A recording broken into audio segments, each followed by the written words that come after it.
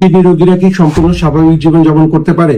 হ্যাঁ, অবশ্যই সম্ভব। যদি প্রাথমিক পর্যায়ে কিডনি রোগ ধরা পড়ে এবং আপনি যদি একজন বিশেষজ্ঞ চিকিৎসকের পরামর্শ মতো সম্পূর্ণ নিয়ম কানুন মেনে চলেন এবং প্রয়োজনীয় ওষুধ সেবন করেন, এবং যেই কারণে আপনার কিডনি রোগ হয়েছে, ডায়াবেটিস, উচ্চ রক্তচাপ অথবা ব্যথার ওষুধজনিত অথবা স্টোন অথবা ইনফেকশন জনিত কারণে যদি কিডনি সমস্যা হয়ে থাকে, আপনি যদি সঠিক বিশেষজ্ঞ চিকিৎসকের পরামর্শ নেন তাহলে আপনি অনেক দিন ভালো থাকতে পারবেন। কারণ একজন কিডনি বিশেষজ্ঞ আপনাকে সঠিক গাইডলাইন দিতে পারে আপনি কিভাবে কিডনিটাকে ভালো রাখতে পারেন। এবং অনেকের ক্ষেত্রে হঠাৎ কিডনি বিকল হয়, সেক্ষেত্রে কিন্তু যদি প্রাথমিকভাবে ধরা পড়ে এবং চিকিৎসা নেওয়া যায় সেক্ষেত্রে কিন্তু সম্পূর্ণ নিরাময়যোগ্য। আর যাদের দীর্ঘমেয়াদী কিডনি রোগ হয়েছে, আমরা ধরা পড়ার পরে আমরা এটাকে স্টেজিং করি, যে সিকিটি স্টেজ 1 থেকে 5 পর্যন্ত আছে।